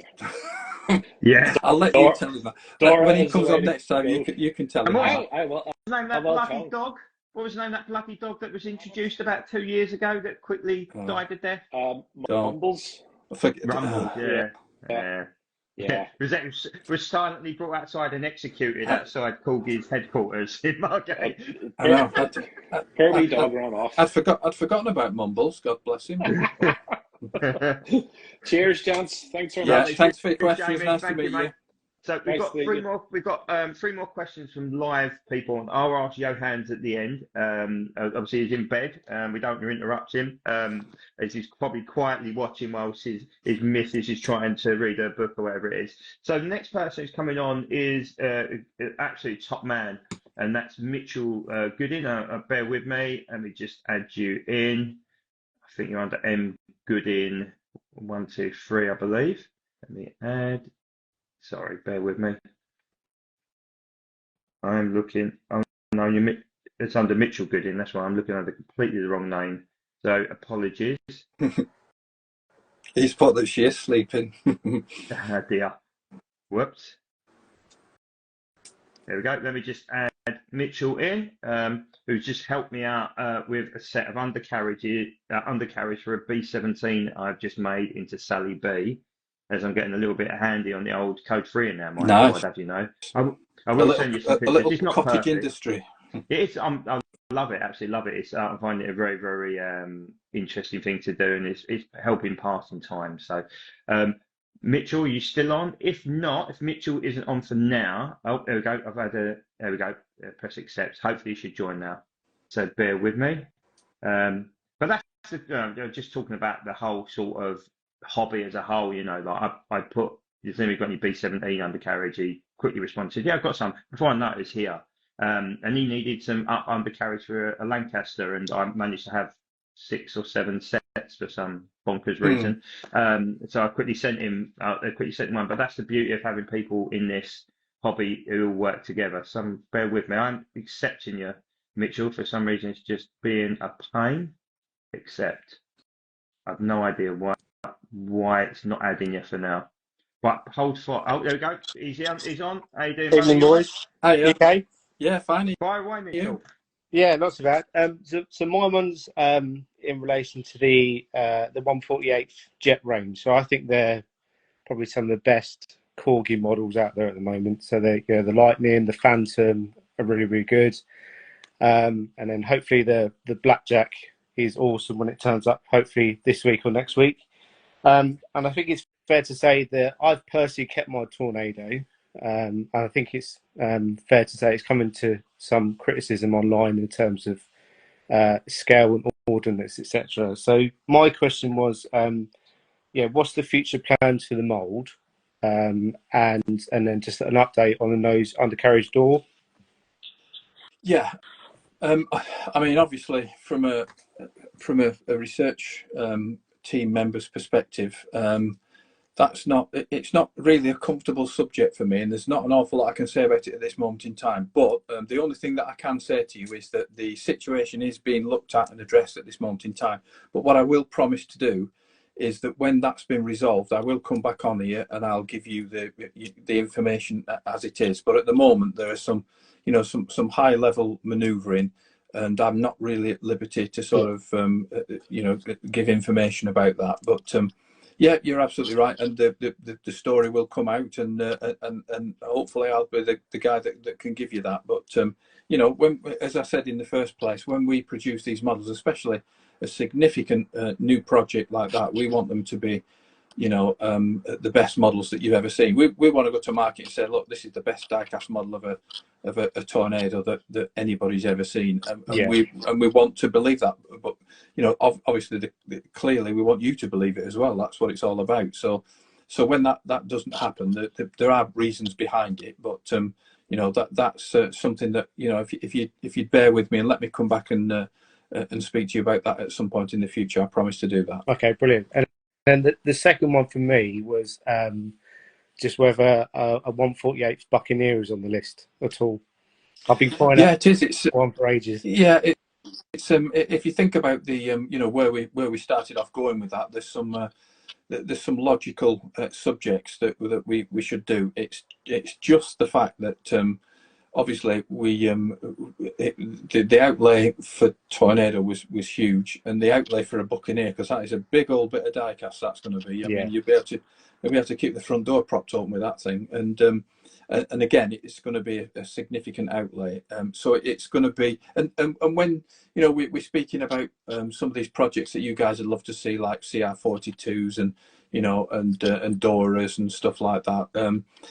We could probably get three smaller ones out for the price of one of those, and it's a timing thing. Even though it's way up that list, the team at that particular time might decide to go in a different direction because we want to stimulate some movement in the 1/72nd scale or whatever. Yeah. But we as a team, we definitely want to have that in the range without a shadow of a doubt. It's just that timing thing again. So stick with us, and we'll I'm sure we'll get out all the things that you want. Yeah, brilliant. All right. Yeah, and thanks again for coming on tonight and doing this. Really appreciate it. Thank you. It's a pleasure. I've not had that many drugs before I came on, but we're going all right. You're quite a pleasant bunch, actually. I was expecting it to be a bit harder. I'm sure they're going to come. Don't worry, he's saving them till last. Yeah, bring out the secret weapon. No, but thanks for your support. Anyway, it is much appreciated. Everybody that buys this stuff and puts your comments on there, we desperately do need all that. So thank you very much for that. Yeah, brilliant. Thank you. Lovely. See you later. Bye All bye. the best, mate. Cheers, Thank you very much, mate. Next person I'm going to add on is good mate of mine, Sam, who's often on the calls with us and adds a lot of insight, dare I say. And then we're going to finish with Not Another Train, who is Matt. And bear with me, let me just try and find Sam's. I think he's under Maroncelli something. Well, I've added the right one. If not, Sam, you're going to have to. Oh, is that? Oh no, Mitchell's not quite disappeared there for some reason, but it's not an issue. Sam, if you're on, if you could add the plus button, that'd be great. And then we add not another train, and then I'll ask Johan's question. In fact, I'll ask Johan's now actually, because otherwise I don't want him falling asleep or waking up his missus. So Johan, who I'm guessing is over in the Netherlands. The Netherlands. I'm reading it like it's spelled. Are there going to be any newer models you haven't seen before, like the Hudson or the F-35? That's one that's been requested quite a lot. Yes. That was a nice, easy one. Is the F-35 doable, though? Because of the, obviously, I'm guessing Boeing want their pittance from it. Is that more difficult to negotiate with than, say, something like a Spitfire? They're all difficult these days because licensing is an absolute minefield for the people at head office, because you know, that's we can do the things that we need to do, and we're potentially doing an aircraft that took part in the air battles of the Second World War, and we have to send them off to a modern company, and they can say, yeah, no, we don't like that. You know, you can't, even though we know we've got the stuff right. You know, it's not, it doesn't pass you know, licensing. It can be a minefield, but you know, as a professional, responsible company, we have to do it the correct way, and we have to follow these prescribed channels, and that's exactly what we do. But yeah, that can be that can certainly be a major factor in what we do. But from a subject perspective, if it's the right subject, we'll get it through. We'll just persist and get it through. But they just it's like a bloody hurdle race. You know, there's just all these things, and you just have to make sure that you jump high enough and get over them. But invariably we do. So if it's one that we want to put in the range, and both those you know, Johan mentioned that he wants in the range, yeah, we want them in too. Lovely. I was waiting for Sam to join the call, but it appears that Declan Rice has instead. No, I mean, I would see. I would have never committed that foul, especially being already on a yellow. Well, Okay. I've heard many things, but never Declan Rice. I've just had my hair cut though, so that's probably why. So good evening, gents, and especially good evening to. If you've got some hair, you're all right, but you'll yeah, get there, just not. Don't you worry. Yeah, it'll. Well, I mean, it's the thickness of that. It's yeah. Well, I've got the opposite problem. It's too much up top, and it's a lot to maintain. But hair aside, thank you for coming on tonight, Michael. And thank you for all the and thank you for all the work that you do. I'm quite a keen reader of Diecast Diaries on a Friday morning when that comes in, when I've got my coffee and I'm supposed to be working. I'm usually having a browse through there, and it has like influenced a lot of times when I've read something and I've decided, oh yeah, that's a great story. I'm gonna go ahead and purchase that. So thank you for all the work that you put in to the hobby, of course. That's really kind of you to say. I mean, it's nice to hear that people are reading it, because and I hope it comes across that I've got real passion for the subject, because you know, working for Corgi is you know, it's an honour realistically. For the time that you're with the company, you're helping to make play your little part in the furtherance of the range and the history of the brand, and you know, it's a proud thing to do. So and I'm going to have to hand it off to somebody at some point in the future, because I'm getting on a bit now. So you never know, you might get the call. Well, okay, I'll have to email my CV and cover letter then. But yeah, so a couple of questions. So the first one relates to the recently released TSR2, which I thought was absolutely fantastic. Will the tooling be run again, perhaps in another what if scheme? I've got something in my throat. 617.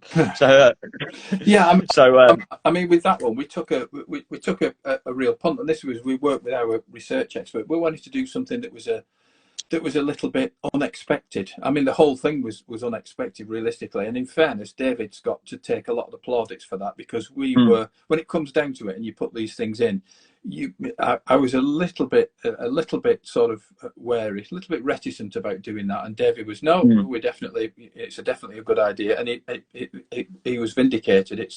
It was spectacular. I mean, when I unveiled it at Riyadh this year, the response was tremendous, and there were people coming on the stand, and even though it was all Airfix branded, they were coming. Loads of Corgi fans came, and it was so humbling to see so many people coming, and they were all really positive about the brand.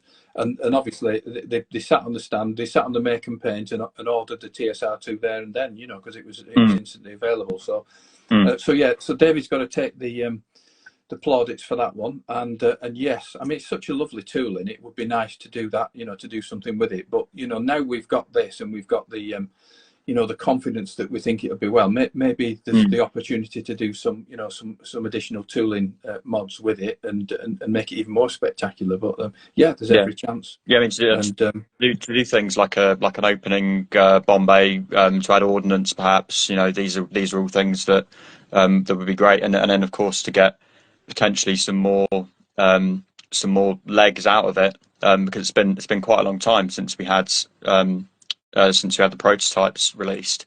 But yeah, that's great. It's already positive, and pleased for you that it sold us and it did as well as it did. It just looks so good with camouflage on, though, doesn't it? I mean, I saw somebody put a picture of their collection on Facebook today, and that was front and centre, and it looked absolutely spectacular. I mean, can you imagine if we were at Riyadh? They'd probably still be in service now, but to see a couple of them blasting off in camouflage, I mean, it's like Thunderbirds territory. They'd still look futuristic now, wouldn't they? But it's fantastic. Sorry. I mean the English Electric Lightning is another one. Same era, of course. That actually came to fruition, but wearing camouflage, one of those things. I think they look great. Yeah. But yes, so that's great. So my next question, it follows on again from a fairly recent release, the return to the range of the P47. So could we potentially see more? And I'm sort of leaning specifically towards one that's on the airshow circuit and is a bit of a crowd pleaser, let's say. Obviously local to me, being at Dutsford, is Nelly B. It's the one that I think would do absolutely fantastic. Jamie's popped it on the chat as well. So I think, take it away.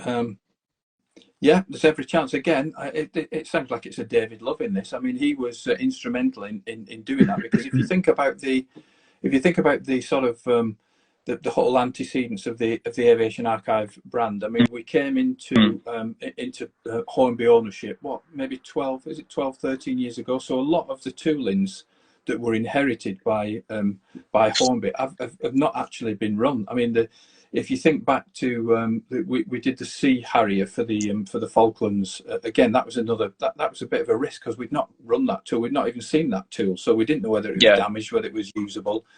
We've done the same with the Swordfish. These had never been run under Hornby stewardship, so there's quite a few like that, and the answer to that is yes. I mean, the P47 looks absolutely stunning, and Nelly B is a beauty, and she'd look really nice in the Aviation Archive range. So watch this space.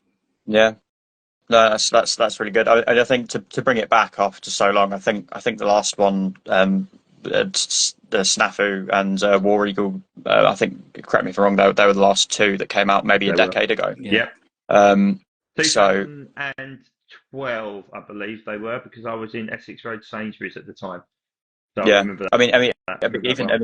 Even today, they both still look fantastic, and I think the tooling, it's still got some go in it, especially now Dragon aren't in the game anymore.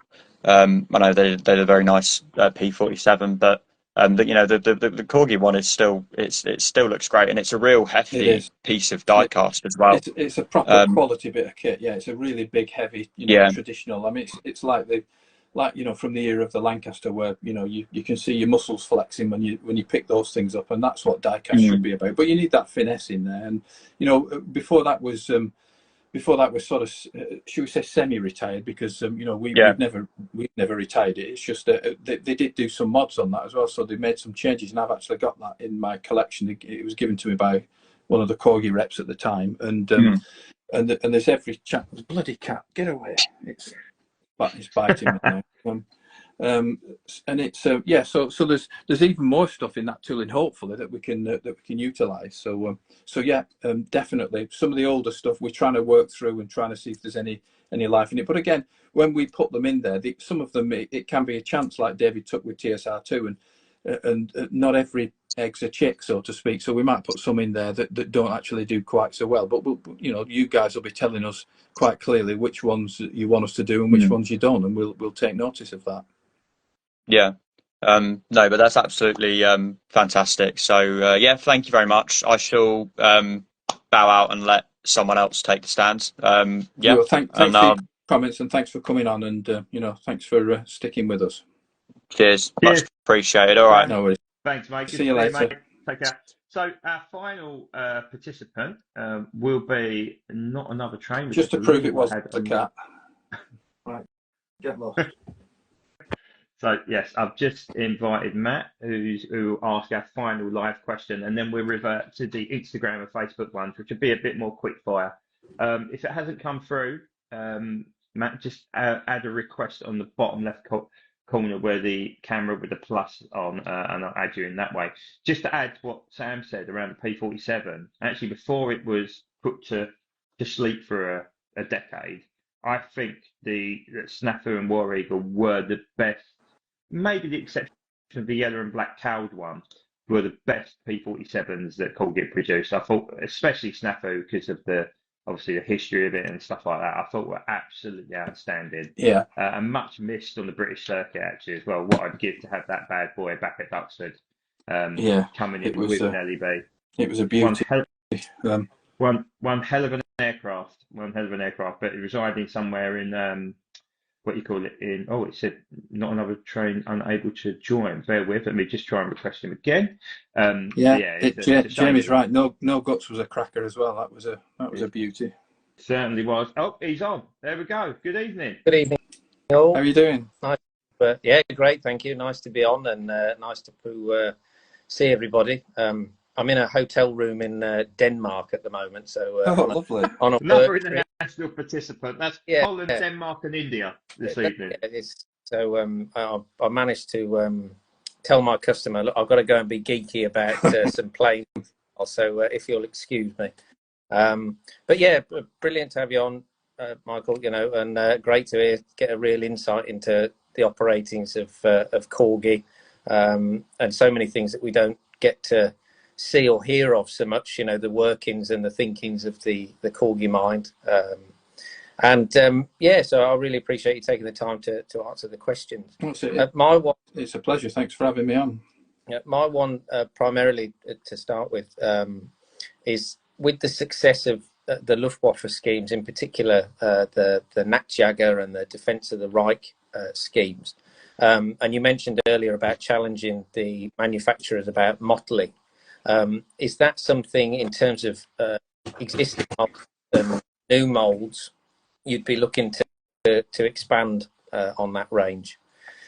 Without a doubt. I mean, it's we've always done really well with Luftwaffe subjects, and there's some surefire winners still to do. It's with regards to getting it tooled, it's a question of whether we've got access to those plans, as we've mentioned before, or whether we've got an aircraft that we can scan that would allow us to be the basis of that project. But we've got this. I keep going on about this long list of research subjects that we've got. We've got several, big hitting Luftwaffe subjects on there, and we would certainly love to get them all in there. And over time, I'm sure that we will.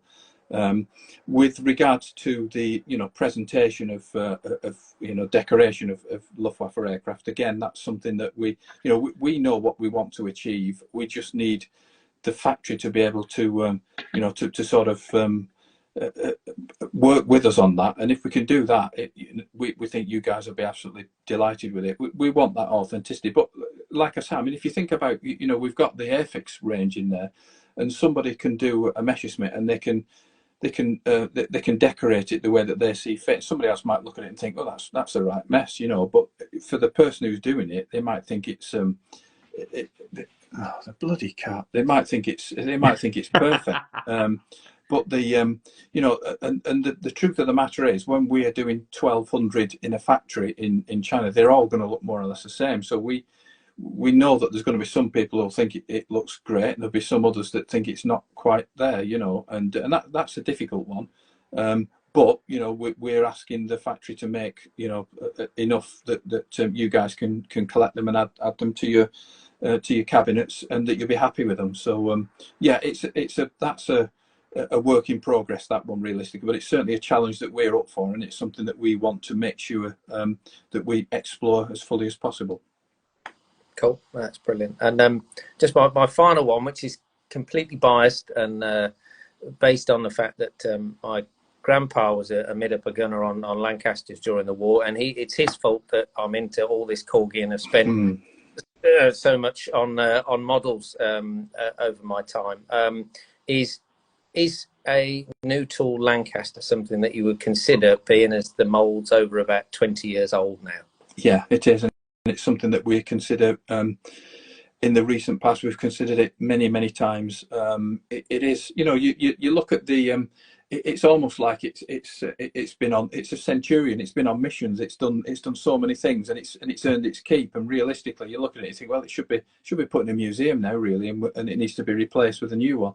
The difficulty we've got, would we go for? I mean, obviously, the version that we've got at the moment is the most subject-rich version that we could have. We know the guys up at East Kirkby would love us to do a later Mark I, so that we can do a real Just Jane, so to speak, and all things are considered. But that and the B-17 are getting a little bit long in the tooth now. The discussions we have is whether we can add additional bits into the existing tooling that finesse what we've got, so you get more accurate guns. You get maybe we do some work on the turrets and things like that, more accurate antenna and things like that. So would spending the money on that give it a little bit more life, and placate the tooling, so to speak. But as you rightly say, I mean, it's done its service realistically. So from any point now, it could, we could quite reasonably say that we need to look at a new one. Again, it's a big project. That the tooling for a new Lancaster would be significantly more than the one that we've got in the range at the moment, and there'll be the same number of people will be screaming at the screen now saying, "No, I want my Condor instead," or "I want me, I want my Dora," or Michael that we were speaking to would be saying, "Don't forget that, I want my DH4. Stop messing about," and we just have to take all those views into consideration and decide whether the time's right to do it. But yeah, it's been an absolute stalwart for the Aviation Archive range. It's probably been the model that got more people into this hobby than any other, I think. But it'd be a really sad day when we have to retire that. God bless it. We'll have to make sure the tool comes back to Margate, and we put it in a glass cabinet in Wonderworks. Definitely. I think I've got in the loft somewhere. I kept the Corgi insert to the Flypast magazine where they launched the Lancaster, and you can see the sort of initial resin model, and then the first few that they did. So and that's what, 2002, I think it was, or something like that. It's a very, very long time ago. But yeah. Mentioning Just Jane, very fortunately on a work basis, my path has crossed with them, and we work with them on a number of different projects. And one of the fun things that we developed was a plush Lancaster Just Jane. So was it? Nice. If there's collectors out there who think they've got every Lancaster, they need to get a plush a plush Just Jane, or you haven't collected all your Lancaster stuff. But leave a space in your cabinet. Yeah, thank you very much for asking the questions, and great to see you both. So no, it's a pleasure. Thanks for taking time out. You should be raiding the minibar now, but never mind. Yeah, it was. They needed now. it to come on. Yeah. All right, all the best. Have a safe trip. See you later. See you later. Bye-bye. See you later. Brilliant. So that's the end of our live questioning. You'll be pleased to hear, Michael. So now it's going to be like it's the quick fire round, Okay. which is basically all the Are there any Facebook yes ones. nos? Potentially. That's a game. So I'm going to start with a good mate of mine, Mr. Gary Colgate, who's asked a few questions. So we're asking one by one. He's just done a conversion of the Goodwood Spitfire TR9 to the Mark 1 version, which is LOD, I think it was. He's really keen and likes the TR9. Are there any more coming? Yes. They are. That's an easy Good. one. Yeah. Good. Yes. Good. It's again, that was quite a brave decision from us, because other people in the business were telling us that, you know, it wouldn't be a particularly popular subject. We persisted. I mean, obviously our friends at the Biggin Hill Heritage Hangar were, you know, really fantastic in supporting everything that we did with that one, and they were over the moon. They're absolutely delighted with that. But there's more coming through, and it's obviously a good business for them, you know, getting people to go up in them, giving them the opportunity to do that, and there's plenty of beautiful ones on the scene at the moment. So the answer to Gary's question is a big yes. Can I ask something additional to that? Has the Grace cockpit been modelled as yet, or could it be modelled, or is it just specific to the Melton style canopy? Yeah, it could be, but it's a completely new fuselage tool. Oh, So okay. we did look into the option of trying to incorporate too, but it would lead too many compromises. We couldn't do it. So we went with the one that's, you know, obviously there's more of the you know, the higher rear canopy type in existence at the moment. So we went with that one, and obviously we were working with the chaps at Biggin anyway. They kindly allowed us to scan it, so we went with that. It's not beyond the realms of fantasy. We spoke to the guys, obviously with Cywell being a major show this year. They were keen to maybe do something with that, but we sort of placated them a little bit, because we did the Holton Spitfire, which is their Spitfire, but it's in a previous guise, so to speak. And it was really interesting that when we put the you know, the little pink elephant on the fuselage, and for the show they put it on their aeroplane as well, which was fantastic to see, you know. Yeah. And they obviously sold it through their website as well, which completely sold out as well. I know obviously the Graces were pushing it off of their Facebook page, and the reception to that particular Spitfire was outstanding, and that is a real highlight. And dare I say, you know, I know we spoke about you're only known for your mistakes rather than your successes. It's just the way the world works. That actually that was a huge success and a very, very, very good release, and I'm so glad I got one because it sold through. So that's that aspect. He's also asked, although not technically an Aviation Archive release, I think it was a CC release. Can you explain the theory around the Iron Maiden Spitfire 2 and the Motorhead HE11 Aviation release? No, I'll let David do that. Oh, okay. I mean, with regards to that, I mean, obviously, with it not being Aviation Archive, realistically, I wasn't involved in that. It's using the Aviation Archive tooling, but it's a really clever way of searching for more customers. You know, you're expanding it to a collector base that's not traditionally Aviation Archive, even though we're using that tooling. And he was careful to make the distinction between, you know, between its position within the range, so to speak. But potentially, I mean, we've got the trucks that have the you know, the heavy metal links, and they've done incredibly well. And this was just an opportunity to see whether there was an appetite for that, and it'd be really interesting to see how it works out. But they look great, and if you follow those that type of music and those bands, there's no reason why you shouldn't consider it. And it's you know, and the quality products as well. So we'll just see how they go. But Wicked. Next time we come on, make sure that Gary comes on and speaks to David in person. He can give the answer from the horse's mouth. Yeah, absolutely. I think it's a good. I mean, although it's not for me, a bit like the TSR2 wasn't really for me. I understand how it works, and actually the proof is in the pudding, right? In terms of how it sold and how it went. So, you know, what do we know? And you know, if you've done the research, you've done your you're digging, it shows that it can pay dividends. So another one that Gary's asked, and we spoke about this when we obviously just quickly hooked up before we went online. Could you disclose where the majority of aviation archive sales come from, i.e. the UK, USA, etc.?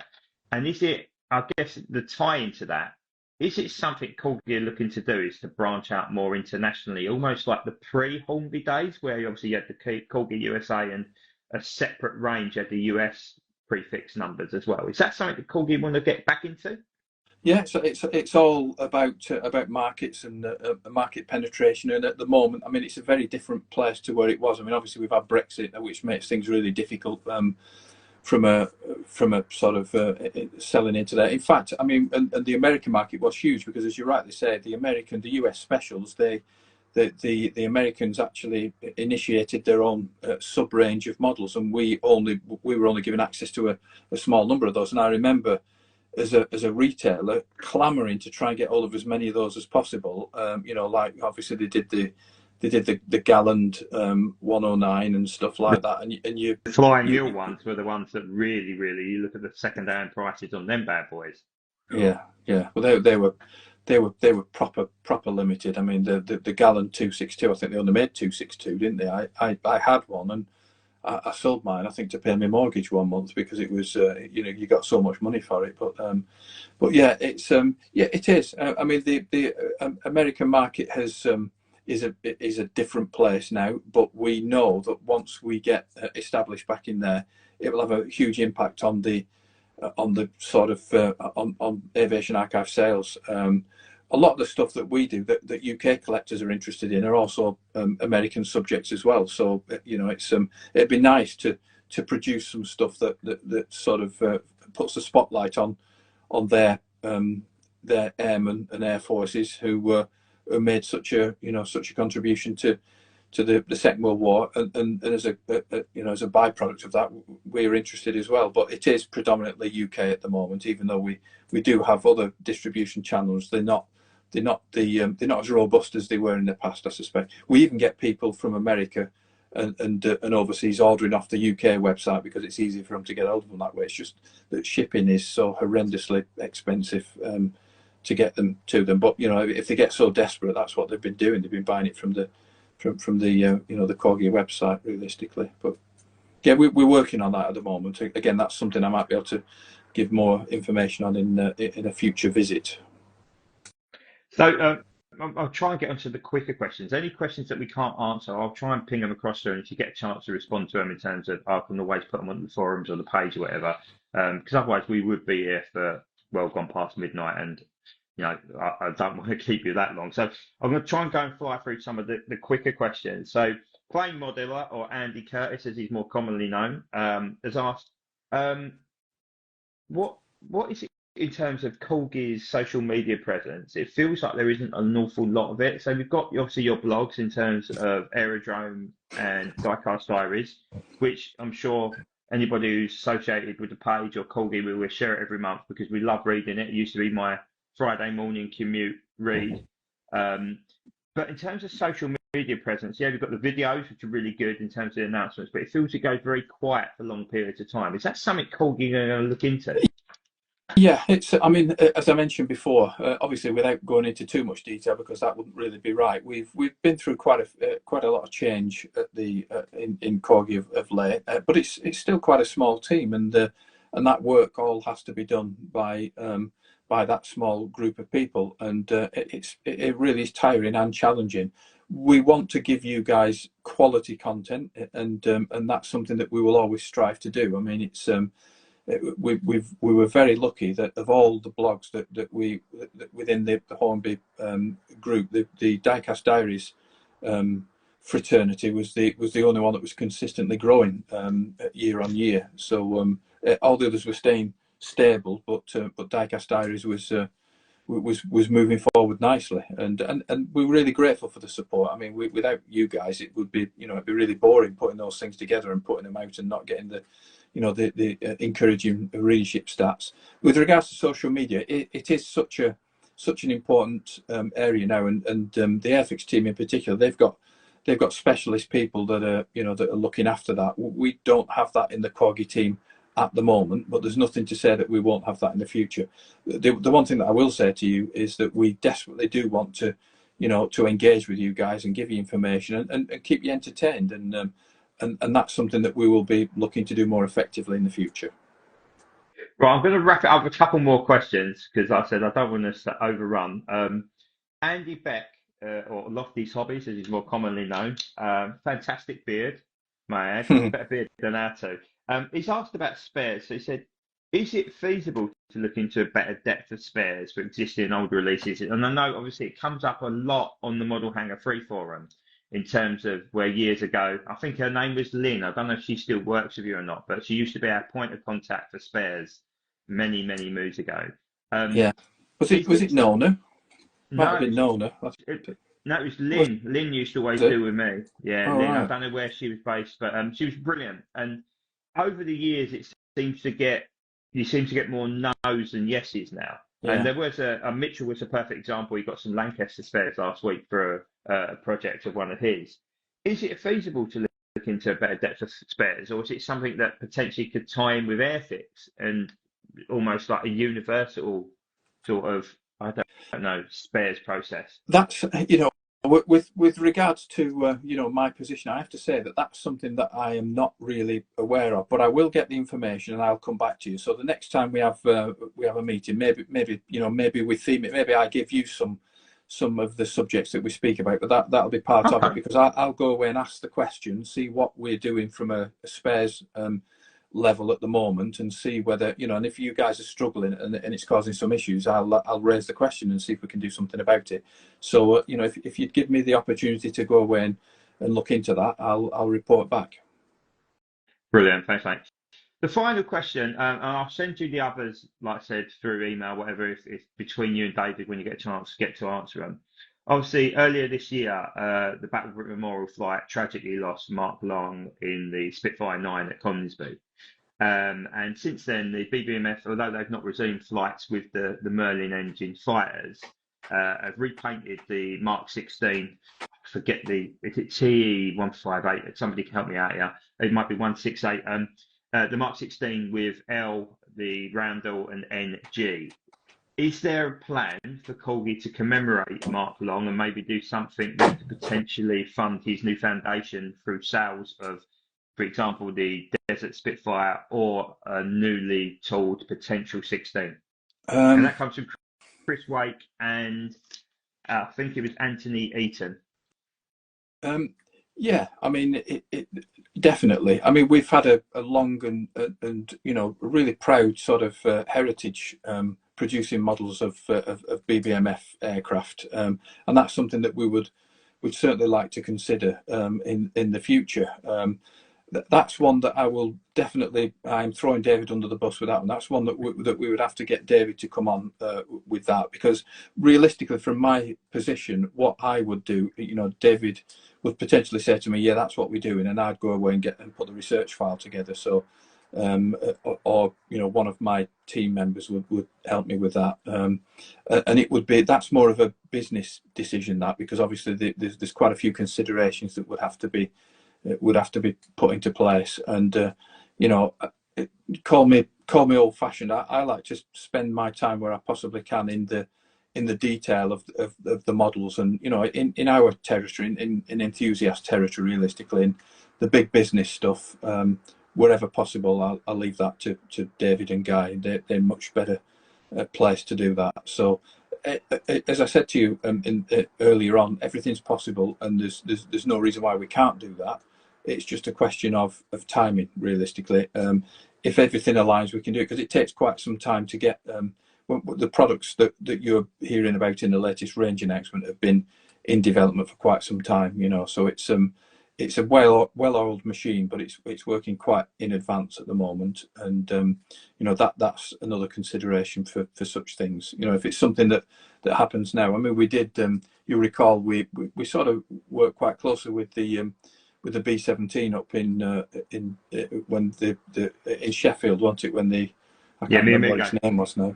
Yeah, and we rushed that through really quite quickly, so that we could get one to. I think we got one to Dan, and we got one to the chap who looked after the memorial.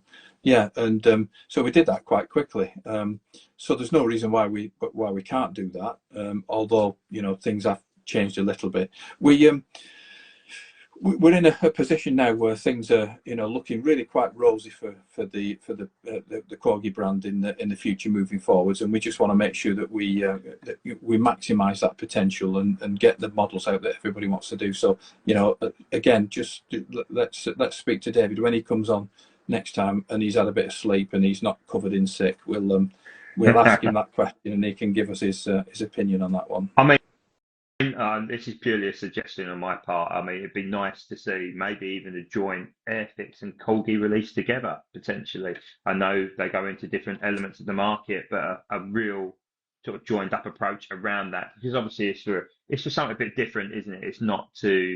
It's dare I say, you almost neglect the commercial aspect of it because you're doing something for a bigger theme in terms of obviously the Mark Long Foundation, which they've just recently set up. I just think it'd be a lovely thing to be seen done. But also, I'll get Gary Colgate to send you some detailed pictures of a code 3 he did on a Spitfire 9 to you, or through me to you, whatever way. I sound like Chuckle Brother then, don't I? To send to you, because he did a fantastic job on, I think it's MK912, if I stand corrected. Help me out here, guys.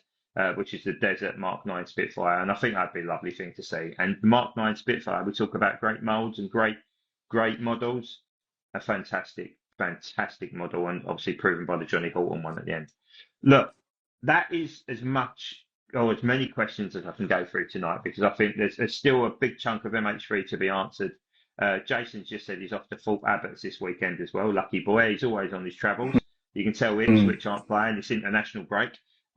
Look, what it comes from me is that, just want to say a massive thank you to you, Michael. I know you don't have the easiest job in the world. You're like a politician in the sense that you can't please everybody all of the time.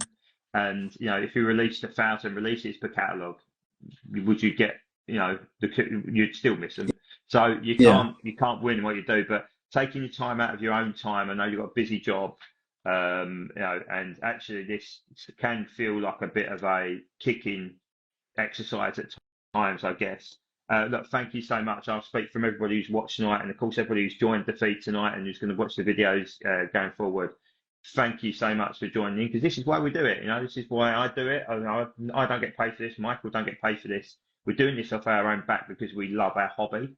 And it's something like we spoke about. We should do this more often, and maybe it's post catalogue every time a catalogue's released, and it's sort of more on the agenda, and then it's only 3 times a year instead of 4. But it'd be great for David to be on as well. Like I said, once he's recovered from having a child, the first year is not an easy one. And then the baby starts walking, and they'll be on the call, and the baby will just wander through in the background. So there is that. But look, mate, I really appreciate you taking your time out tonight and coming on. I really, really enjoyed it. It's been quite a bit of work from my end and your end. Obviously, you've got to prepare and understand what questions are coming your way, because I didn't want to make you feel uncomfortable, although inevitably some of the stuff would. But look, I really appreciate you approaching it in the way you've approached it, mate. And I thank you on behalf of everybody who's associated with the page, everybody who's asked questions tonight through MH3, through Facebook, through Instagram, who's come on and taken the time out of their night to come on and ask Michael a question. Thank you as well. Mike, anything over to you for the last little gambit? Well, you've been the congenial host. You've made it nice and easy. I'm sorry for the cat having a Madden. I don't know where it's gone now. It started scratching downstairs now, but it's a valuable opportunity for us as well, because hopefully it gives you guys the sense that we're equally passionate about this hobby, and we genuinely want every single model that we produce to be to be the best one that can possibly be produced. And we don't take your support and your enthusiasm lightly. It really is important to us, and we try and do our very best. I mean, obviously in my position there's some things that we can't say, and I hope that hasn't come across as sort of frustrating and just sort of hitting it with a straight bat realistically. But I think my knowledge of aviation archive collectors is that they're a pretty pragmatic bunch along the way, and even though they'd like to get across which models they'd like to see us do, and they're frustrated when things don't work out. You know, they're really reasonable people. So I'm grateful for you inviting me on, and thanks to everybody for going pretty easy on me. But I am happy to come back on a regular basis. Even if we do it, you know, 2 or 3 times a year, I'm more than happy to do that. And I'm sure David would venture on here as well. I don't mind if you give him. I don't mind if you give him a kicking. That's fine. Just go easy on me. We'll let you ask all the questions. You can send some really naughty ones to us before we say it. So we've got Michael over in the north. He doesn't say where he lives. That's a good idea. Yeah. Well, I'll think about the questions now. Yeah, Clykel Meg. We've got a Clykel Meg. Yeah, I don't like that name. But, No. yeah, but no. Thanks for going to the trouble of setting all this up and doing a little, you know, the pre connect up, because I was a bit worried about the technology, but it's all worked well. So yeah, we'll do it again. No, brilliant. Thanks, mate. Look, thank you everyone for watching. I'll let you all get off to bed, whatever part of the world you're living in, or up north in Mocha. I've now got to go back to work and shut my shop. Have you? But how far away is that? It's about 25 minutes away. It's only in Billericay, so it's not too bad. So I opened it at 5:30 this morning, like a true hero. I'm going back. So yeah. Anyhow, look, less about my nonsense, what I'm up to. Look, thanks, guys. Thank you, mate, for obviously being a brilliant, you know, an absolute legend, dare I say, in terms of putting your head over the parapet and, you know, or over the trenches, whatever way you want to look at it, and facing into some of these questions. Hopefully we haven't been too hard on you and we haven't left you too scarred and a few more hairs haven't fallen out in the time we've been on video. But look, thank you very much, mate. I'll now share this on Instagram, Facebook, YouTube once it's uploaded. Thanks everyone who's contributed again, and have a great night. Cheers, mate. Yeah. Thanks again. Thanks very much indeed. Cheers, guys. Thanks everyone for tuning in. Bye-bye. Bye-bye. Bye.